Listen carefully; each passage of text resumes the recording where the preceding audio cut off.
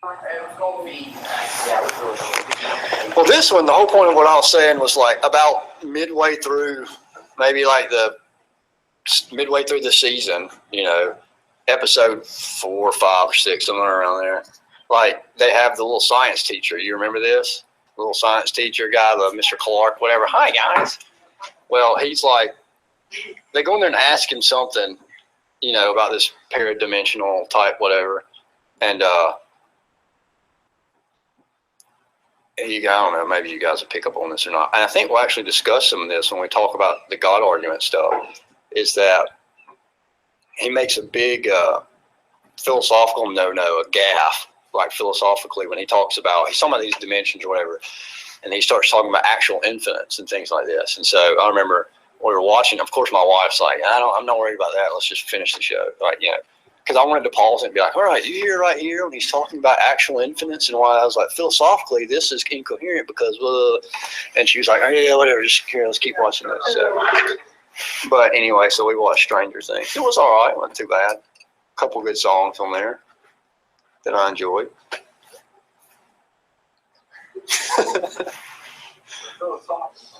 I don't want to start yet because nobody's in here. I don't remember the name of this. I don't remember the name of anything, by the way. It's Jesse off of Breaking Bad, and he's like. I never watched that one. I never got into that. I didn't watch that one.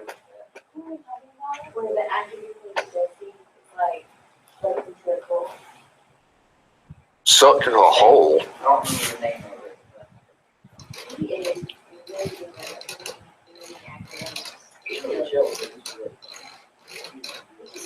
Like when he has like interviews, he's hilarious. It's just like, wait a minute. It's a lot, Ralph.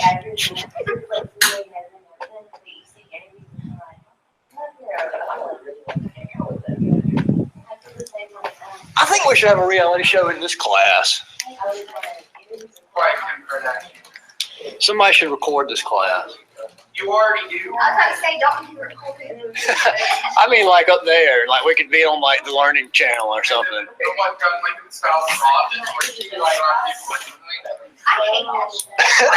The Office. Well, see, The Office came out like just as I was like getting out of like watching TV. Does that make sense? Yeah. Like just as I was like turning like 19 or 20, and I was like going and doing other stuff, like that came out. So but I still had friends that are just under me that were like still in like high school or whatever. And so they were like, well, I'm going to watch this because I got to go to school the next day.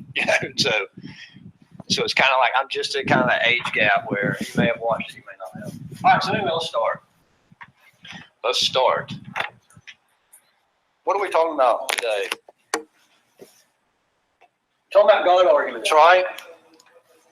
We're starting our section on the arguments for the existence of God. So before we go to that, go ahead and get your book out if you have your book, lazy bums. So get those out because we'll talk about that too. Now, the way we have to set this up is big picture first, right? So we have to see big picture first. Now, well, I'll ask you, what do you think I mean when I say big picture? Like we have to set this up big picture first. You have a big TV. No, not that at all. Yeah, to focus That's a multiple choice on, answer. Yeah. like we're not going to focus on the small details, I guess. 'Cause a lot of people, I guess, arguing for or against God, like they bring up like evolution or something like that, and they're like, you know what I mean? Well, that's a really good point, but that's not yet what I mean when I say big picture. But that's a good point, though.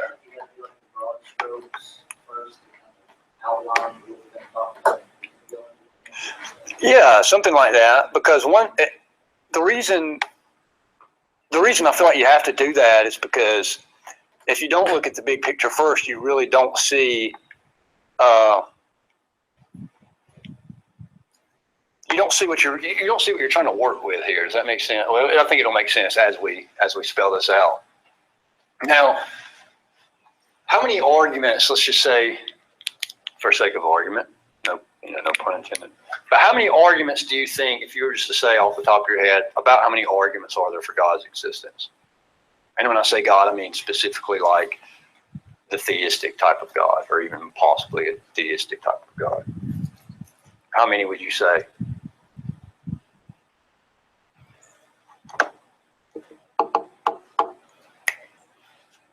No clue? All right, well, there's a lot, right? So a lot of people would say, well, there's no, reason to think that something like a God exists. Well, one, that depends on what you mean by reason, right? Because somebody might have some reason or whatever. Just the question is whether or not it's a what? A good reason, that's right. Nobody believes things without a reason, right? Now, when we talk about that philosophically, everybody believes something for what? Some sort of reason. But when we use it in a layman's term, we may say, you don't even have a reason for that. Well, you do, it's just either what? It's just either just a good reason or a bad reason, right? Something like that. Or even multiple good reasons or multiple bad reasons. So the whole point of these arguments for God's existence are at least supposed to be what? They're supposed to be good reasons, right? They're supposed to be some sort of justified belief, right? By doing what? Showing that it's rational or acceptable or epistemically warranted what? To believe in God, something like that, right? So with that said, I'm just not even fool with that anymore. They just constantly is just harassing me. What's that? Yeah, harass. You harassers of harassments. All right, so roughly what we're going to look at, and I'm not even going to list like all of the arguments, right? Because there's, honestly, there's just so many. But we're going to look at basically some of the most popular ones. And then even from those, we're going to distill down and not even look at all those. We're just going to look at probably 4 or 5, max, maybe 3 or 4. So, but just having said that, what's one of the arguments that you've heard of for God's existence? What's one that you've heard of? Well,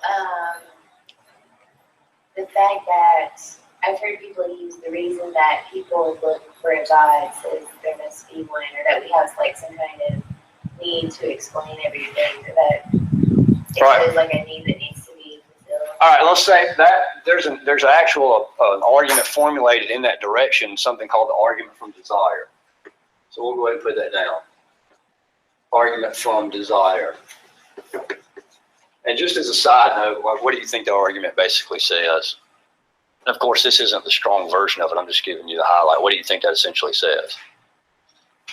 Basically, if you have a desire, if you thirst, is there something that fulfills that desire? Right, water. Right. Even if you're in the middle of the desert and you're dying and you don't have any around you, is there a legitimate, in principle, something that fulfills that? Right. There at least seems to be, right, water. If you have some sort of desire for what? For food, or you hunger, is there some sort of legitimate answer, so to speak, for that particular desire that you hunger?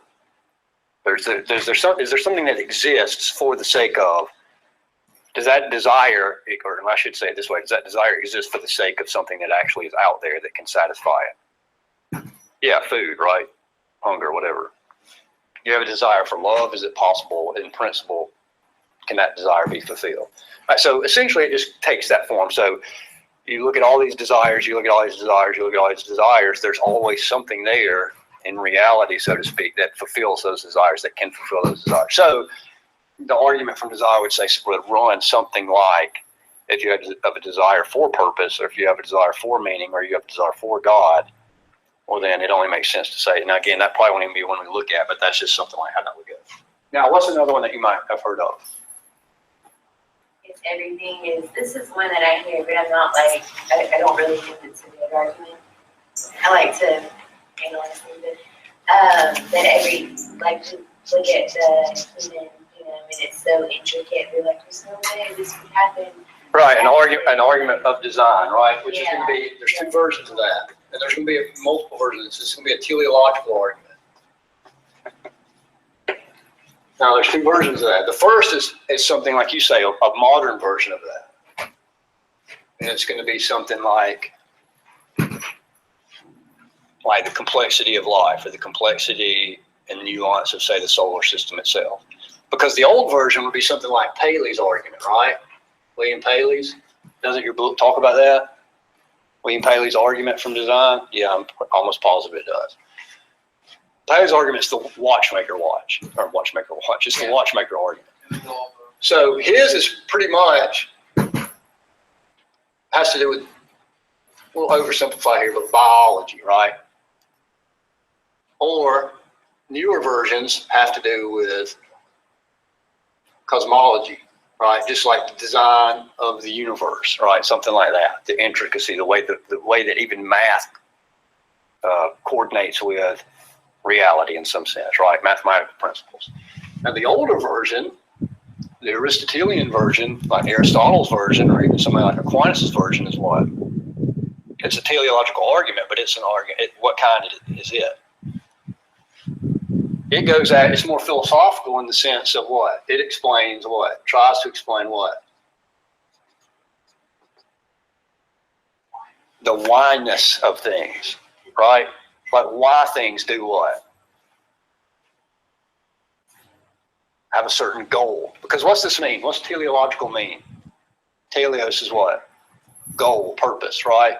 Study of goal or purpose or whatever. So just try Aquinas' version.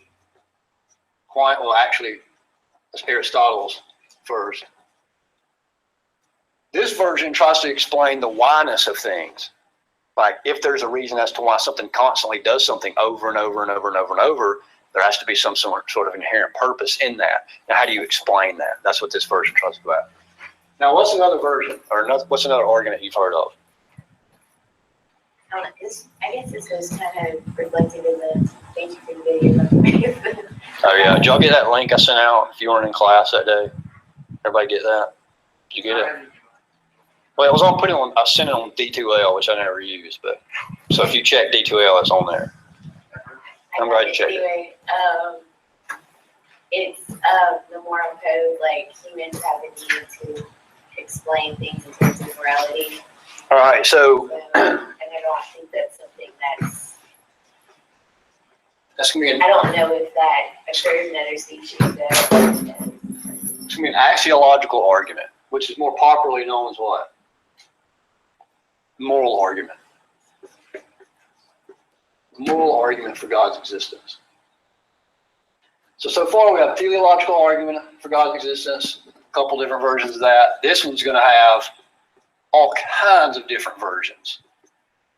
So there's not just one moral argument for God's existence. You're going to have something like a natural law type version. You're going to have something like what Craig was saying over here the other day, objective right and wrong versions. For objective rights and wrongs, you're going to have versions. You're going to have all kinds of versions of this type of argument. Axiological argument, more popularly known as moral argument. What's another argument that you've heard of? They're just about the law. I took like a really bad one. Yeah. Ontology. The ontological argument. Pretty awful. Actually, it's not awful in the sense of what? It's not awful in what sense? That's an ingenious argument, right? But there's two versions of that, right? There's the classic version, which is put forth by whom? Anselm, right? So you had back in the day, you had two monks going back and forth, Anselm and Lonilo. Both of them believe the same thing, right? They believe the same conclusion. Therefore, what? God exists, right? That's the conclusion of that, of any of these arguments, right? Now, these guys agree on the conclusion, but what did he think? He thinks the argument works. What does he think? Argument doesn't work, right? So they go back and forth. That's a neat exchange that you can read. It's literally, 1,000 years old, or even a little older, that you can read back and forth in that. Now, Kant, even though people would say he discredited this argument, usually Kant is the one that gets credit for discrediting this classical version. However, now there's a new version of this. It's called a mode. It has to do with modality. And it's put forth by who? Does anybody know? The bad news is most people within the field of philosophy of religion don't know this version. Sorry, this is so loud. No, sorry. I mean, not people within philosophy. Obviously, people within philosophy of religion know this version, but most philosophers don't, right? So when they talk about the ontological argument, what do they talk about? This version. This version is newer and it's very cutting edge. Now, I'm not necessarily sold on this because, again, I'm not, I come from a classical school that kind of starts with empiricism. Not hard empiricism like we talked about the other day, that doesn't work because it's self-referential and coherent, but more of an empirical school that would still argue against this. But this argument actually has a lot of fans among atheists and even theistic philosophers. Anyway, ontological argument. By the way, who we talked about in class that tried to offer an ontological type argument we said didn't work? Descartes, right? His version, he offers a version of an ontological argument. All right, what's another argument that you've heard of? Remember, all this is big picture first, right? We're just looking at some stuff.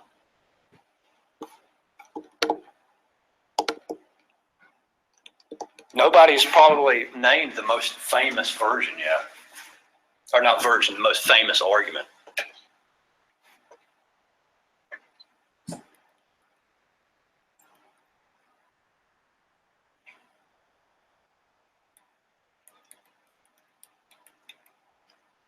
I don't know if this would be philosophical or not, but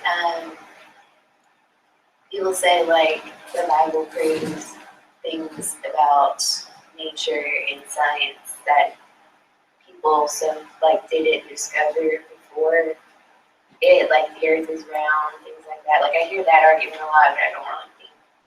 Yeah, that would be, really know. that's not like an official type argument for God's existence. That might be something more like an argument for, say, the reliability of Scripture or something like that, right? Yeah, I don't think that's Right. We're talking about Now, of course, that's valuable in what sense? Look, how can that be beneficial? Well, obviously, if the Quran or the Bible or the Book of Mormon or whatever, if it said, all right, here's these particular features, and then it was just consistently wrong on that, then what? it would be true. That wouldn't be good, right? Yeah. So, I mean, it ought to, at the very least, if it's accurate, then nothing follows from it other than that's accurate, right? But it would be bad, on the other hand, if it was like, oh, over here, the early inhabitants of the Americas were Israelites and Semitic people. And then DNA shows like, no, they're not. I'm actually talking about one of those specific claims there that was really bad for that particular group, right? Does anybody know what I'm talking about here? I don't want to get too controversial because I'm being recorded. So I remember the Mormon claim was that all the Native Americans were Israelites originally and all this kind of stuff. And then DNA, they're not. Anyway, so what's the most famous argument? Nobody's said it yet. I'm surprised. is this like the circular reasoning argument? No, well, that may mean the most like lay level famous, but I mean like philosophically like rigorous and that right now That is doesn't totally sound. right. I'll say if that's what you're getting at, that's kind of bad. Right. Now there is that circular type argument, right?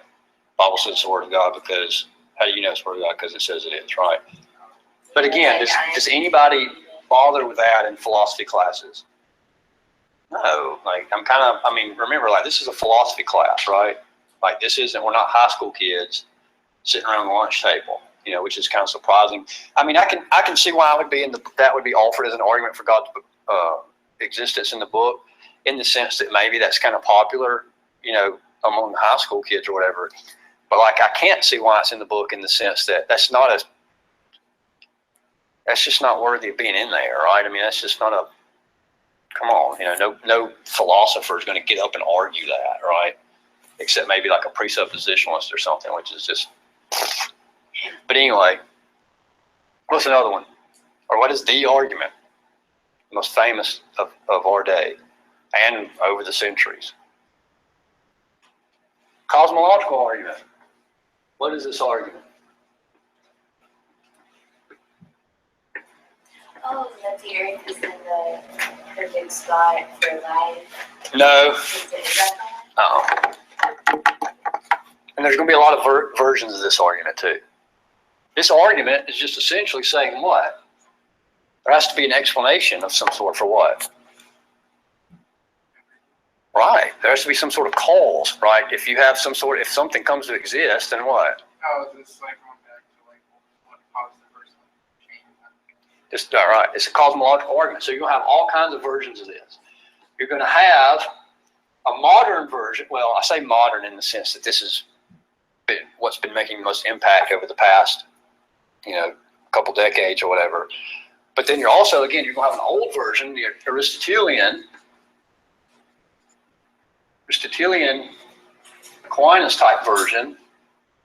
And you're going to have, and again, this isn't modern in the sense of like it's new, but modern in the sense of it's made like this radical comeback, is what's called the Kalam cosmological argument. Now, 50 points for who do you think is most responsible for bringing this argument back? For this again, it's not modern because it's old. It's an old argument, but for basically its resurrected state. Who did you watch over here the other day? This guy over here, right? This argument, huh? For some reason, when you look at that, because it's window. Right. Yeah. Bill Gates over here. That guy is probably the biggest reason this argument has come just full circle and it's being taken seriously again. And this is one of them that we'll actually look at. Personally, I like this argument, but we'll probably look at this one because this is the most easy to understand. It's the most lay friendly, which is part of its popularity now because you don't have to be some sort of philosophy guy to understand the concepts. You can be just a halfway intelligent person and follow this kind of argument, right?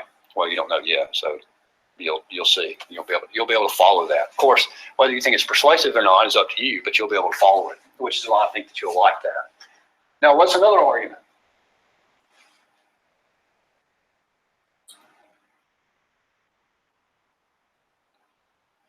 What's another argument? What?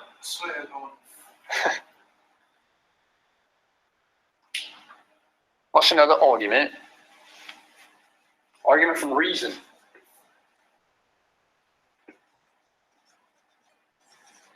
And what I'm trying to do up here, remember guys, I'm trying to put up arguments that are taken seriously, right? Not arguments that are like just so bad that you don't even have to have a class in philosophy to realize, hey, that's a bad argument. Right, something like that, or like that argument there that the Bible says it's the Word of God, and I don't want to continue to pick on the Bible like the Quran, the Quran is the Word of God because the Quran says it's the Word of God, like that kind of stuff, right? Like, it's a philosophy class. We're not worried about everybody. Can we all just concede that's a bad argument? All right, so we can leave that behind, right?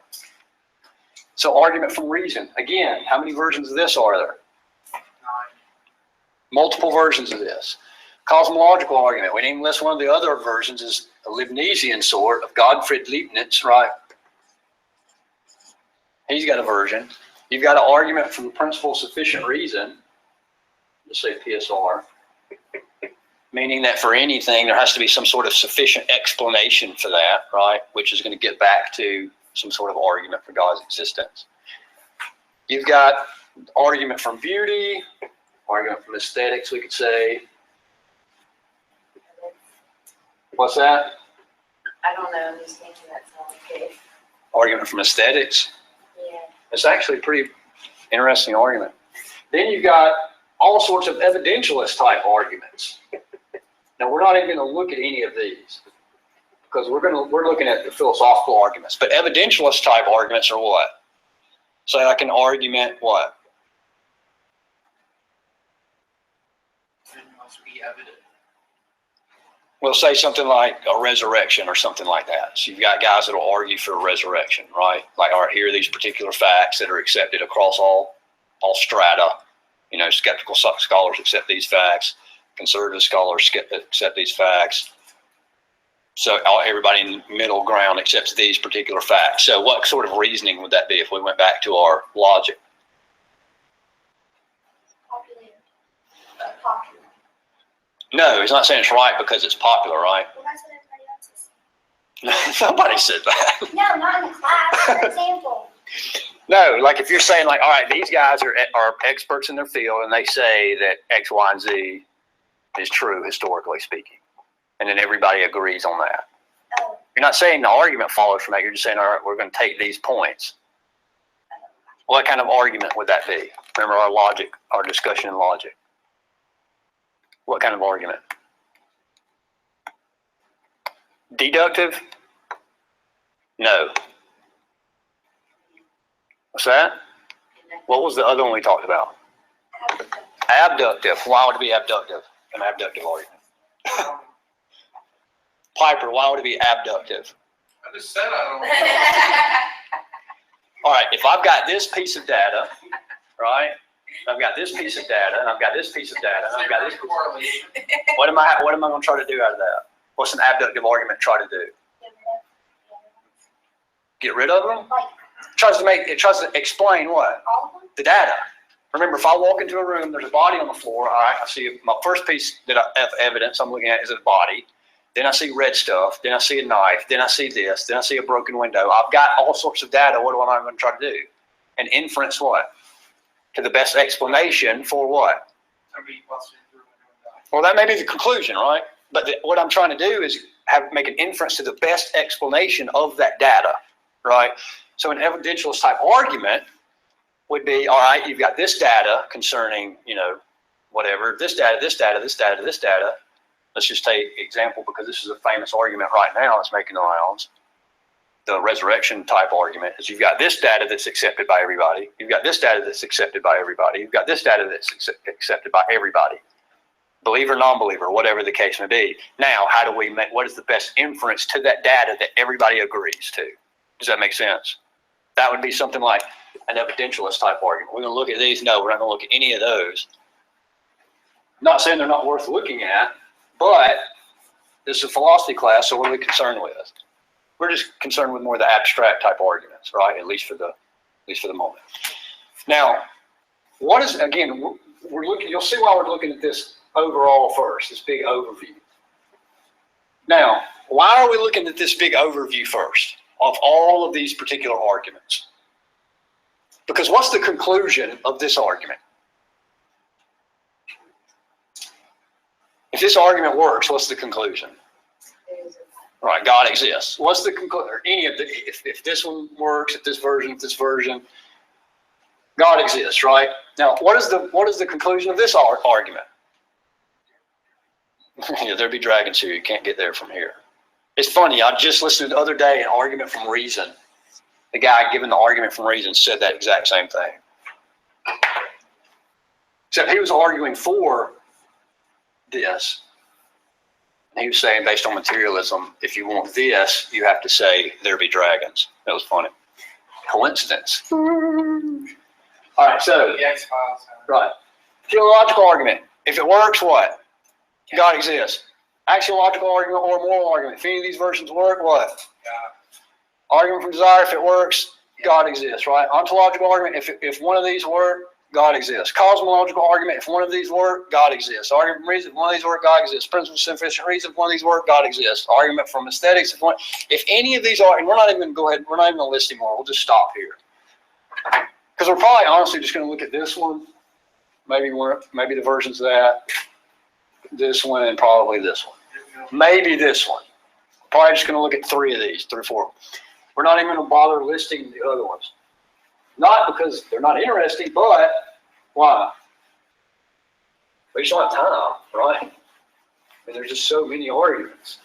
Now, if any of those arguments work, this is again why we're looking at this overall, the big picture first.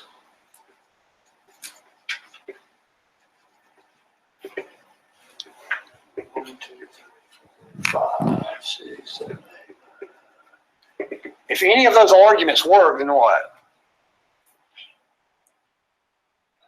God exists, right? What if this one doesn't work, this one doesn't work, this one doesn't work, this one doesn't work, this one doesn't work, this one doesn't work, this one doesn't work, this one works, this one doesn't work, this one doesn't work, this one doesn't work, this one doesn't work. What happens? God exists, right? If it's a deductive argument, now if it's an inductive argument, it may or may not be the case, right? Maybe more plausible or something like that. But if it's a deductive argument, and any of them work, then like it or not, what? God exists, right? Right, well, or there be God, right? Something like that. So, overview, if any of these work, God exists. Now, what do I have to do? Say I'm an atheist. So what do I have to do to this argument? I have to show what? That it doesn't work, that it doesn't follow, right? Now, if I can show that this argument does not follow, it's not follow, i.e., doesn't work, what happens? Well, something happens, right? You're on the right track. Something happens. You said it. Right. This argument doesn't work, right? This argument doesn't work, but it still may be that what? The conclusion's true, but I've at least dismantled what? I can show this argument won't get you to that conclusion, right? Right? So what does that leave me with? Does that mean that God doesn't exist? Does that mean that God doesn't exist? No, it just means the argument's invalid. Right, so I'm still at least at what? I'm still at least here, right? Logically speaking, right? Why? You can't really know either way. So Well, no, because if I disprove this argument, I don't prove what? that God doesn't exist. Right, I don't prove this, but so at best I'm here, right? Which is okay. I mean, that's just how logic works, right? And that's just how it works. Now, if I run through all of these and disprove all of these, or not disprove, but at least show that none of them work, well, we could say disproves there, that I disprove all these, that none of the arguments will give you the conclusion that they're supposed to give you, then I'm still where? Logically speaking. Why am I still here logically speaking?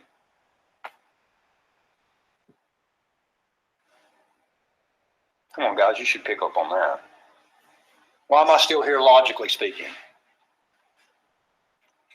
You can't really.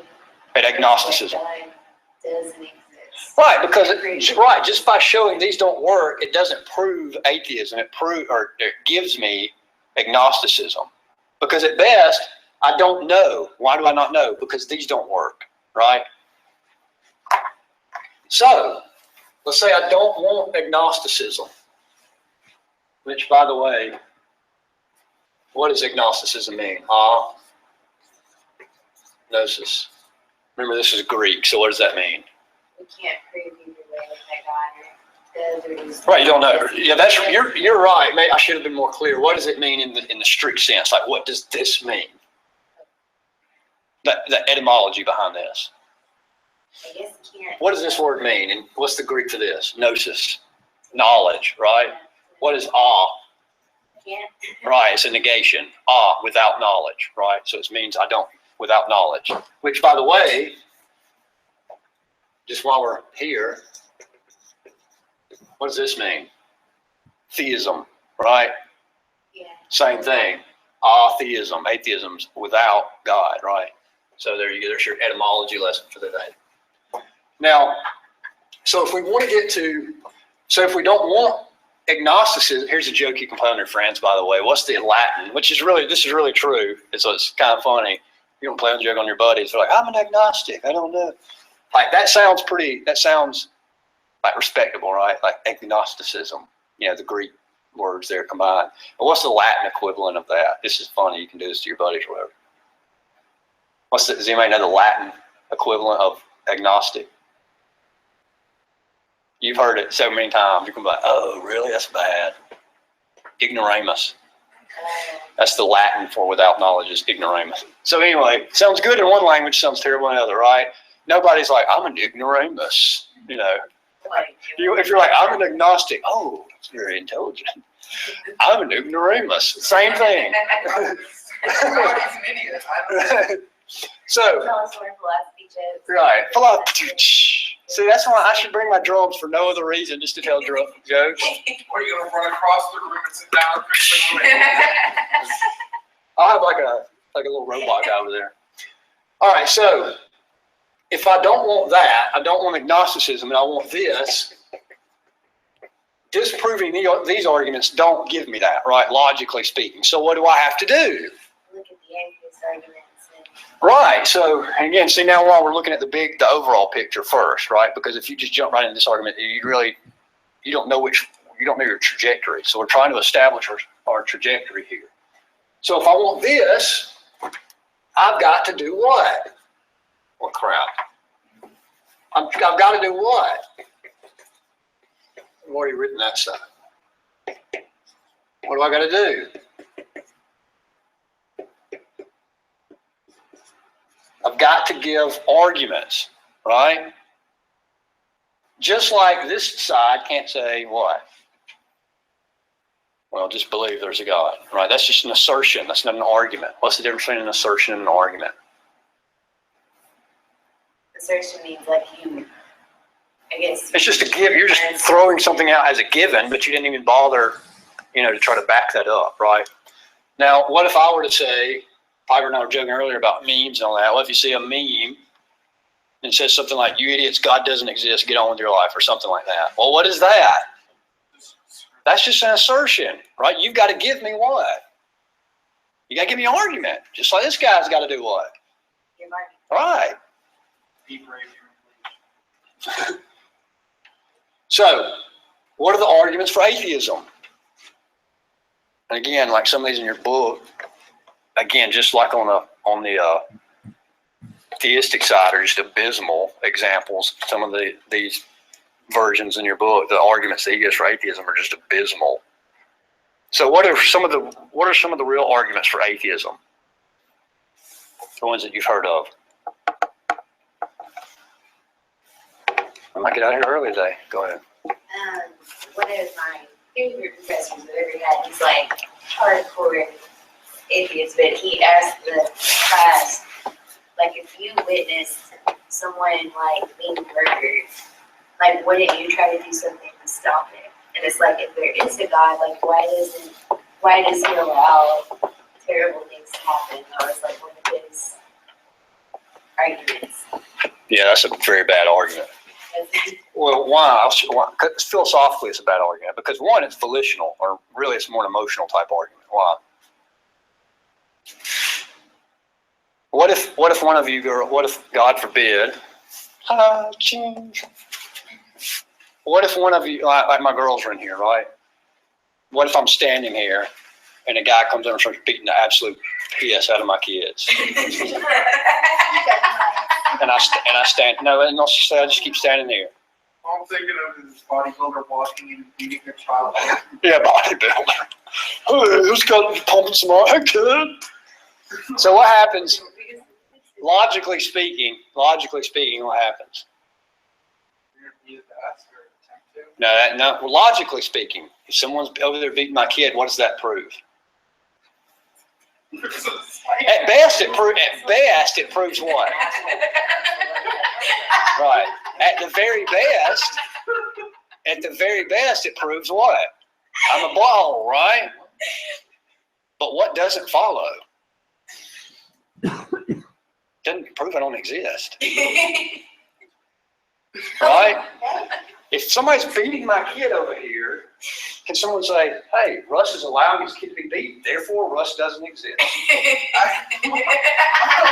That just doesn't logically follow. I don't right? think that's necessarily an argument that is to say that God doesn't exist. It's just to say that he's not one worth worshiping. That's the case. Well, but you're still left with what, though, if that's the conclusion? That he still might exist. That he may exist, Yeah, right? But we're concerned with, does he exist or not exist, right? Because if he does exist, what I'm saying is that's the purpose of the argument. It's not really pertinent. right? But it's even bad there. Why? See, this is what's frustrating. This is why everyone should have to take logic and philosophy. Why is it even still a bad argument? Because if you let people beat up your kid, doesn't mean you're not a good person. Well, it may be what?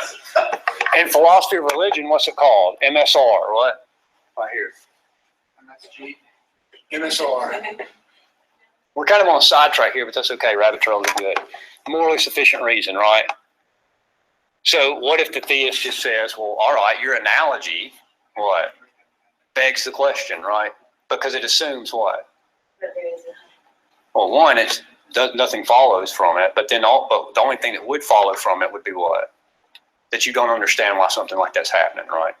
Yeah. Now, of course, if you've been a parent, this is what the theist would say. If you've been a parent for 10 minutes, you're going to have your kid look at you and think you were the most what? Crappy, selfish, egotistical turd. But if you're the parent, you know what? If you'll trust me on this, there's a good reason for this, right? So again, that argument's just not going to get you anywhere either way, because that's logically possible, right? This part over here, what we would call a theodicy. A theodicy is just a justification for why God would allow something. So there's all sorts of theodicies. Well, maybe there's this. They're all basically going to fit under something like this. A morally sufficient reason, meaning that there's a purpose behind that. It's not just vanity, right? So at best, nothing follows from that about existence or non-existence, logically speaking. At best, all you have is, you're an a-hole. You don't know the grand picture. Sometimes nothing goes either way. Theodicy versus I'm pissed. It's kind of the other way to look at that is it's like, if my kids are jumping up and down in the bedroom because they don't like the way that I do things, so they can't stand the way that I do things, and they're jumping up and down in their bedroom screaming, our dad's a butt, I can't stand the way he does things, therefore he doesn't exist. That just doesn't logically follow, right? That's why we can't offer those kinds of arguments if you're trying to get to what? It just won't get you there. Just like over here, say, the Bible's the Word of God, it just won't get you there, right? They won't work. Those aren't good arguments. They're appealing because they bank on what? Emotion. They grab you quickly by your emotional collar, but philosophically, intellectually, we're supposed to do what with those things? I mean, it's hard because we're human beings, right? But we're supposed to, right? We're supposed to set down your emotion, look at things intellectually, right? Which you would think this wants to do, right? You'd think these guys are going to be like the whole, like, no, love and beauty and purpose and meaning, like, right? Yeah. Something like that, even though those aren't technically, strictly speaking, emotion, but let's just say some sort of emotional type appeal. Right. We want to go with this, right? What? Logic, reason, philosophy. This is where we want to camp here. We want to stay out of rhetorical this, that, and the other. Go ahead real quick, yeah, so we can get back on track. But what do you think of the argument, and this is one that, again, the same professor brought out, that he's like, so you're saying there's either no God or there's a Christian God. Like, what if we all die and we end up in some other God's hell? Because all right, so then, more than one right, so now, right, so what do we have to do? The heavy work of philosophy. We have to go examine the question, right? Because again, like, anybody can say that, right? Now, okay, now get off your A, go examine these arguments.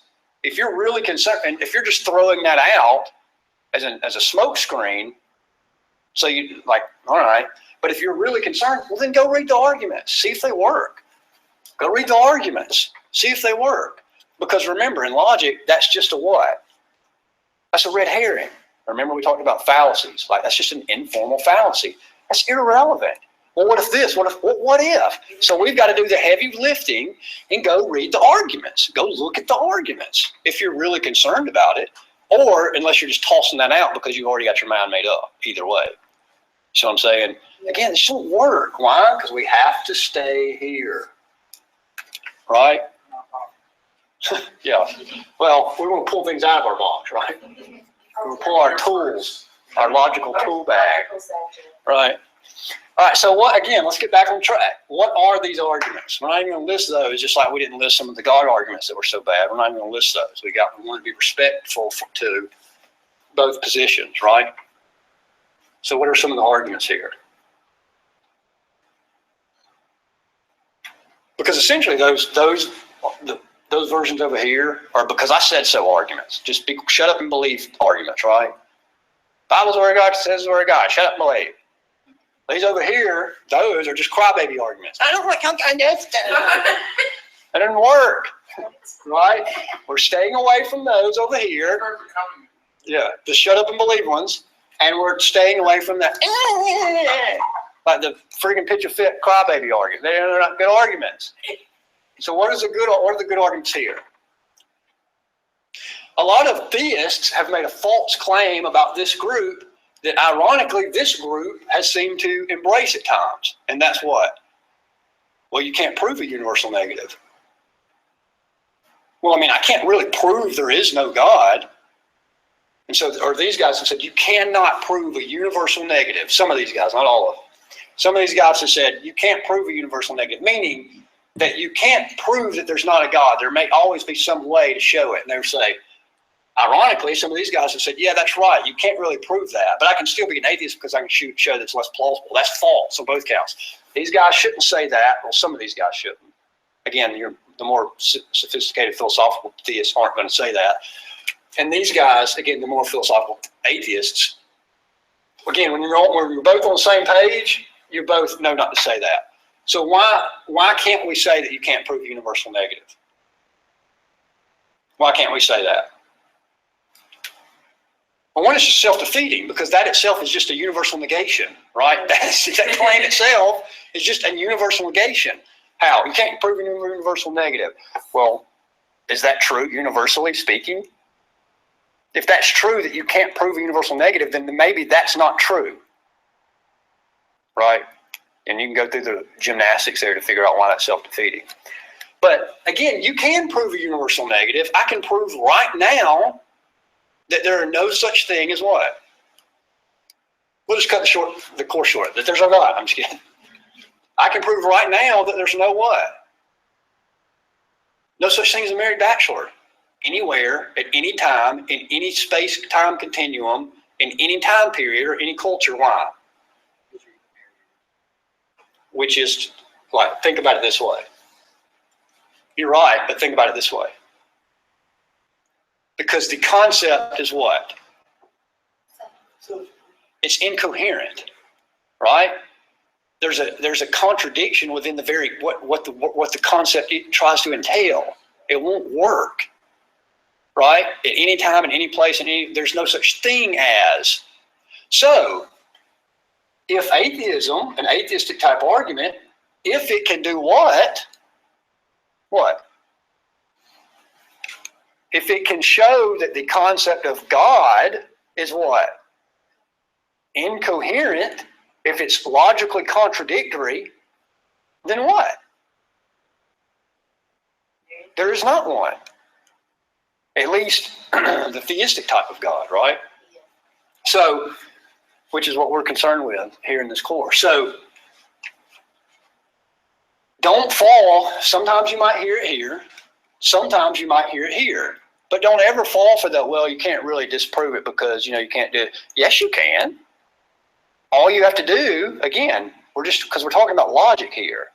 If some sort of concept like a married bachelor or a one-ended stick, or a square circle, if you can show that those concepts, which those are mutually contradictory, that they don't work, the concept, the idea is incoherent, well, then there just can't be a square circle or a one-ended stick or a married bachelor or whatever, right?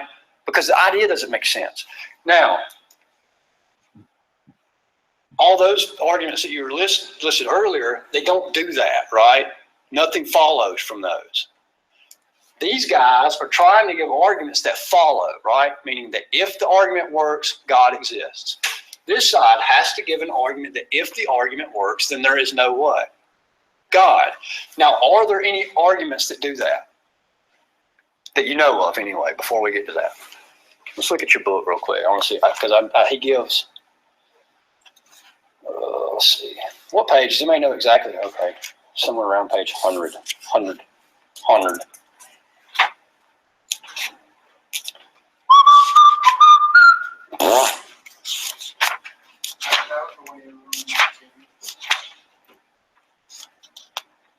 All right, good. I'm glad to hear that your author on page 96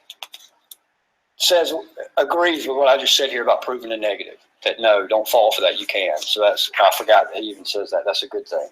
So he starts on page 95. Why there is no God. This is the first time I think I heard you say anything positive about this book. Yeah. No, he had some good stuff. Remember on some of the epistemological stuff. But with a burning passion. Burning, the passion of 10,000 burning suns. Yeah, that's Pretty much, Aaron said day one that he was resurrected, he's book burning just for that. So he says, he does some good stuff here with proving a negative here on the why there is no God. I don't know why it's under why there is no God's part. It should just be under both of them, under both sides. But either way, it's still here, so that's great. Now he talks under the section, says why there is no God. He says the argument from religious pluralism. This is his first argument, so let's go ahead and list it. The reason we're listing it's kind of in here, so we'll put that over here for this one, the circular argument. Scripture type argument. Argument from Scripture. Bad argument, man, right? All right, so this one he lists as his first objection is religious pluralism argument.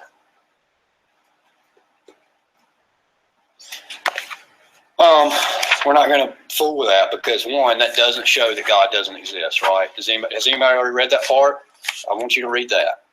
Read the religious pluralism part. It essentially just says that nobody agrees on some sort of concept of God. But again, logically speaking, what? All that you get from that, what follows logically? Right, that people don't agree, right? Which again, like if we go back to in epistemology, our epistemology section over here, you know, when I was talking about if you've got a jar full of gumballs or whatever, and nobody in the class, and, you know, I say, all right, how many are in this thing? And all of you are like, well, 10, all right, 15, 13, 40, whatever. Well, all right, you all disagree, therefore this thing's not here. That just doesn't follow, right?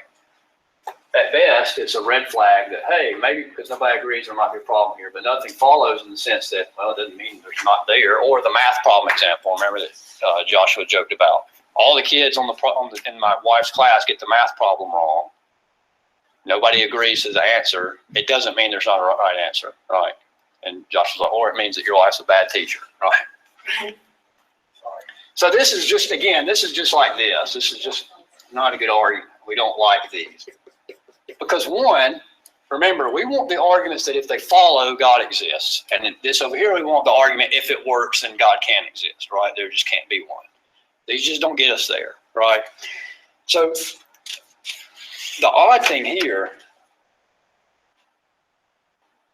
see, this is the weird thing. The entire section for why God doesn't exist has how many arguments? How many? If we count this one, how many? I see Mad Madison over there. One. How many? 2. We've got 60 over here. Why would he only list 2 when there are stronger arguments for that? Does that make sense? When there are much stronger arguments for this side, the first he gives is just unbelievably dumb. And then the other one is what? The problem of evil, right? Now, the problem of evil is an argument that tries to do what? To its credit, what does it try to do?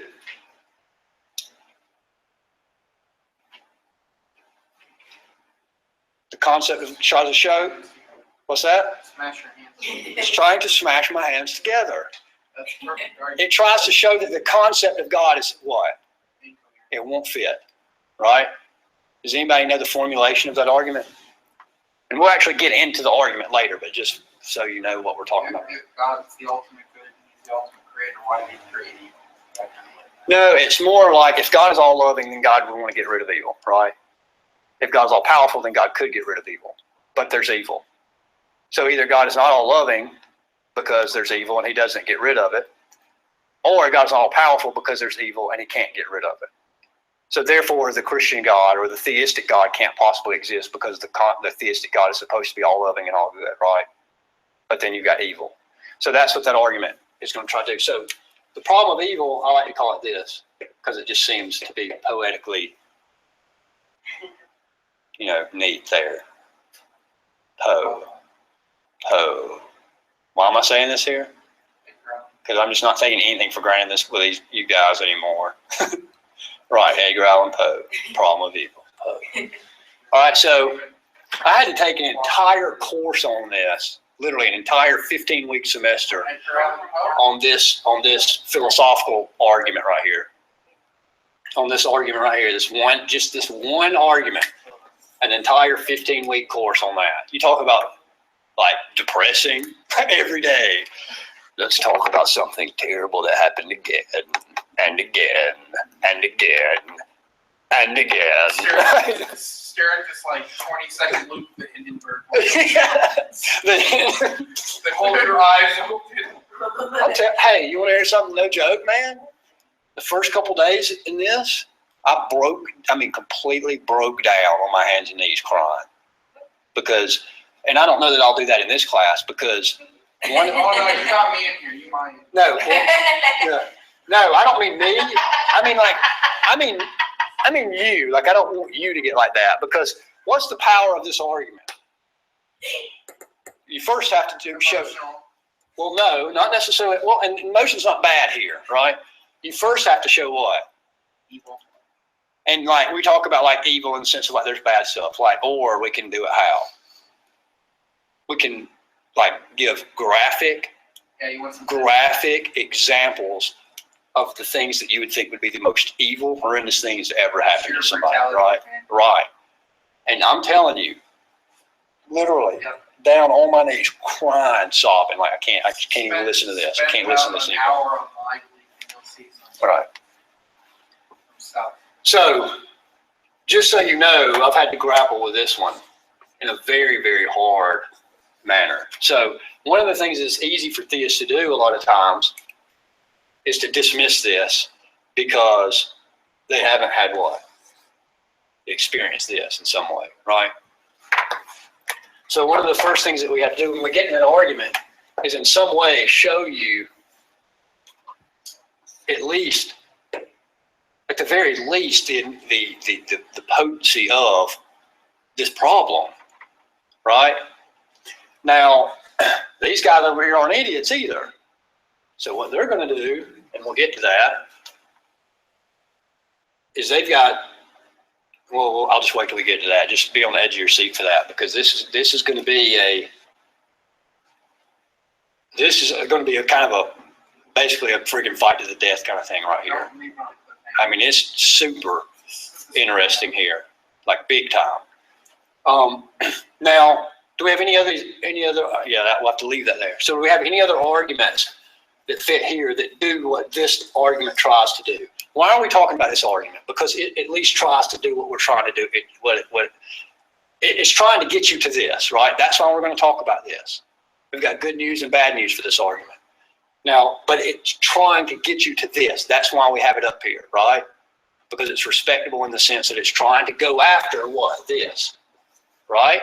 It's trying to use this to show that this is incoherent, right? That's what we're concerned with. And for the sake of this, this recording here, when I say this, it's trying to use logic, reason, and philosophy to show that the idea of God is incoherent, that the concept won't work. Now, are there any other arguments that try to do this for this side? Because that's what we have to have. Well, aside from the Poe argument. But do the same thing that the problem of evil argument tries to do, go after the coherence of the concept of God. Are there any other arguments that try to do that? Would that be kind of like, and this was probably way not even close, but is it kind of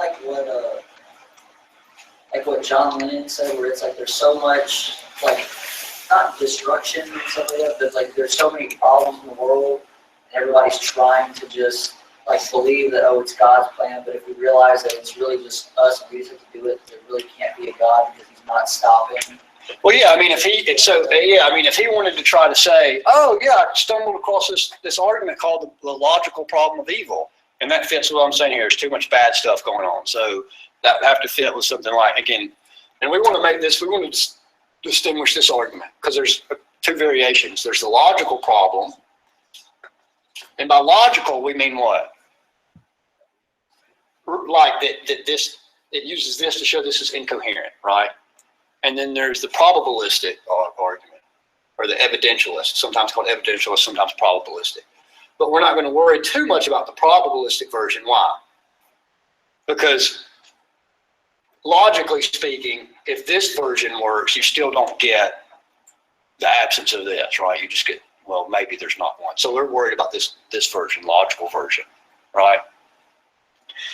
Now, are there any other versions, again, any other arguments, any other atheistic arguments that go to this conclusion, that get you to the atheistic conclusion? How do they have to do that?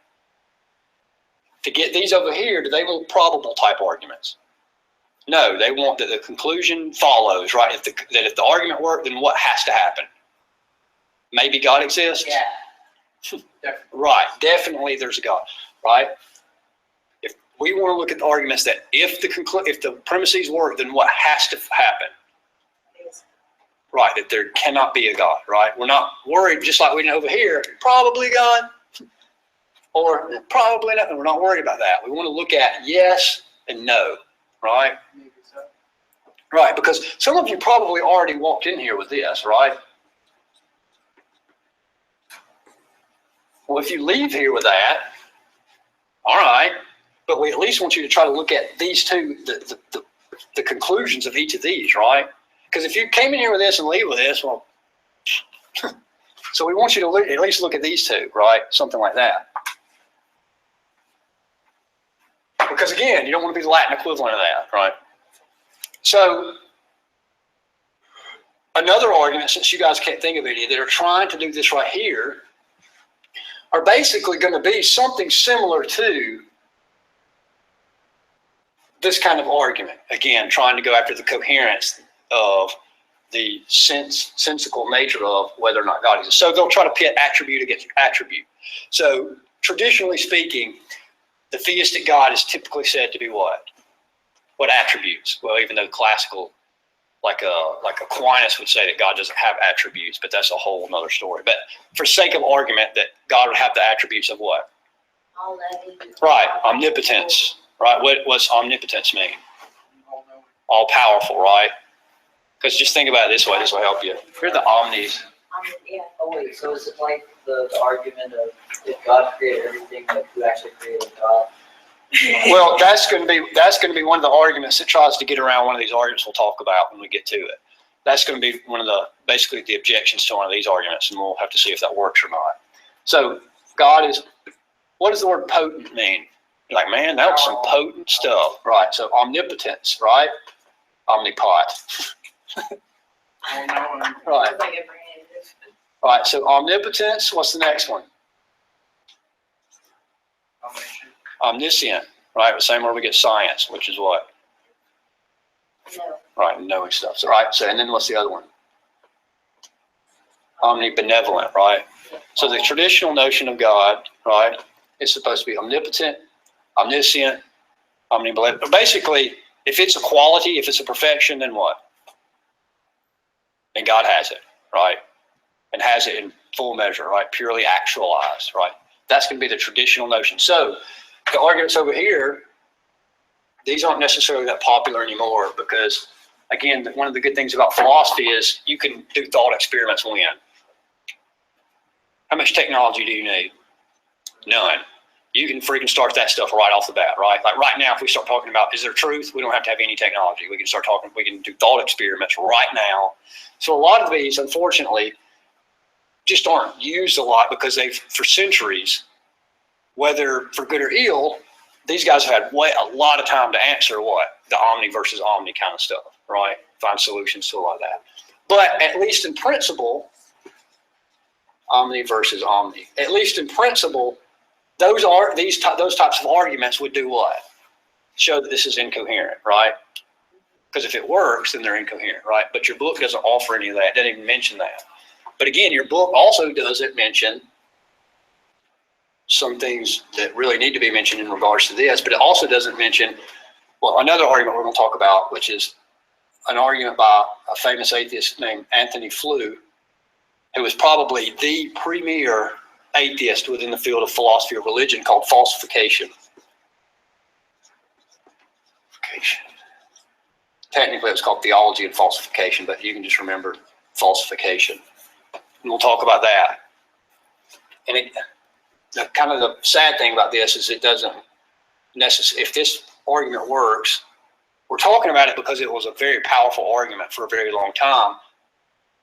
The only downside is it doesn't follow that atheism is true on it, but it still is very, very something to consider if you're a believer, that you really ought to have to wrestle with, is this his theology and falsification. Then another is he might know, maybe the last one.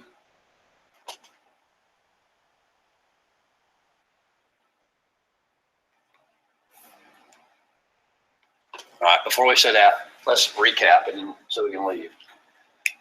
Our big overview is what? What's our big overview?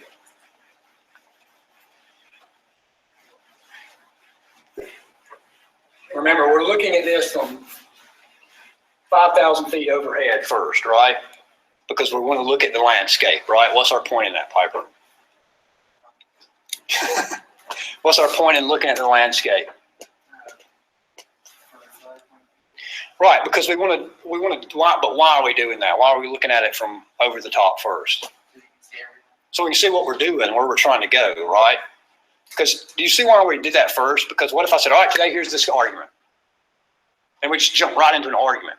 Now we can see when we start to do that, and I'm going to try to give you the most quote unquote fun or the easiest argument you can follow for the very first one that we do. So, but then when we start to do that, you have the big picture overall, right? Right, well, and you can see where the argument's trying to go. You can see what the argument's trying to do, what follows if it works, what follows if it doesn't work, right? And, well, basically, you can put all that together. You can see that, right?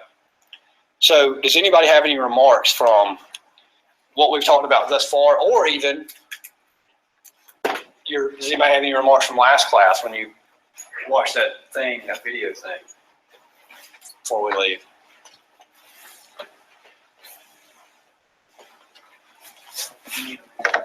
What's that?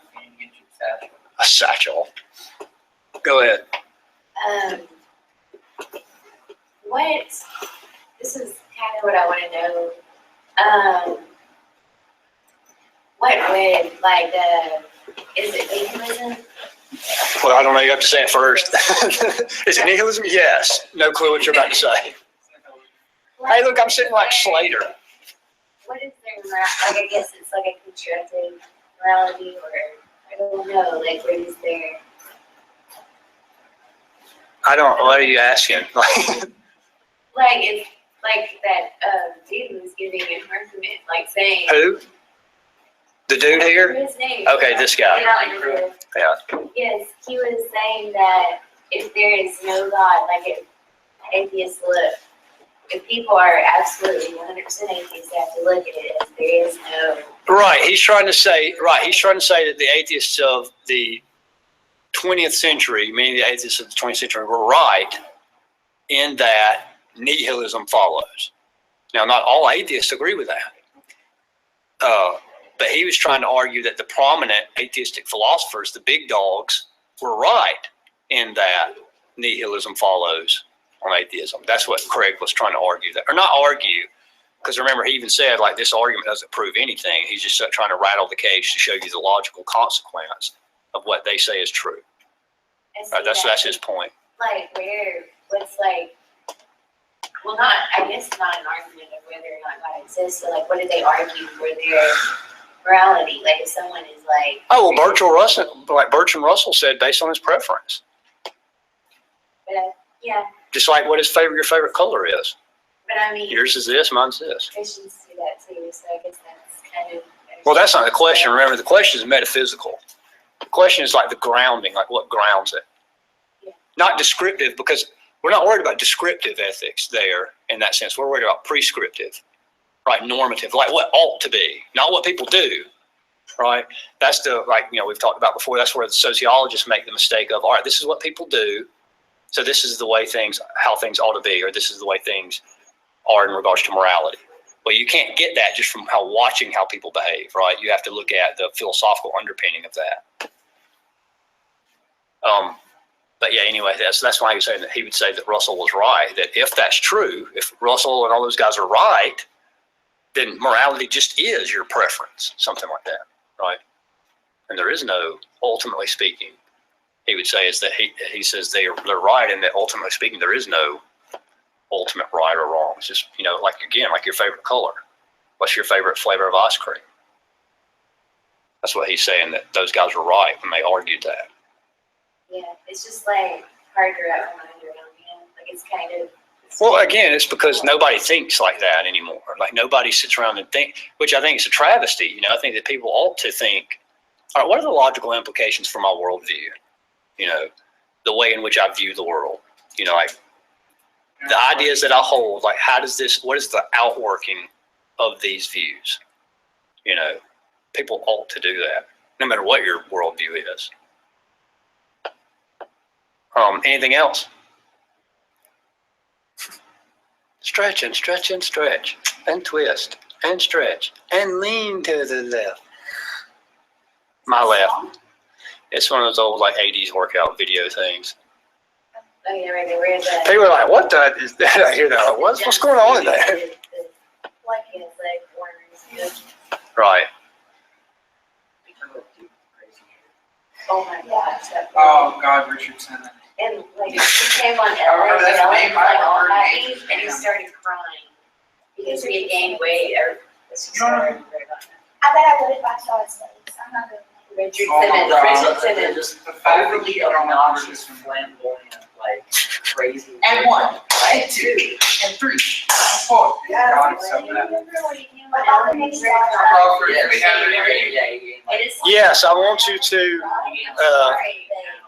Hey, I'll listen up real quick. I want you guys to listen to, or make sure you read. This is kind of a spoiler, but go ahead and read in your book the objections to the cosmological argument. Actually, just the whole thing about the cosmological argument. Maybe a page. It's like 2 or 3 pages. Read that, so that you'll be ready with some of those objections when we go through that argument. And I'm going to go ahead and tell you, I'm just going to go ahead and warn you and spoil it. Like some of the objections won't apply because he misses the argument.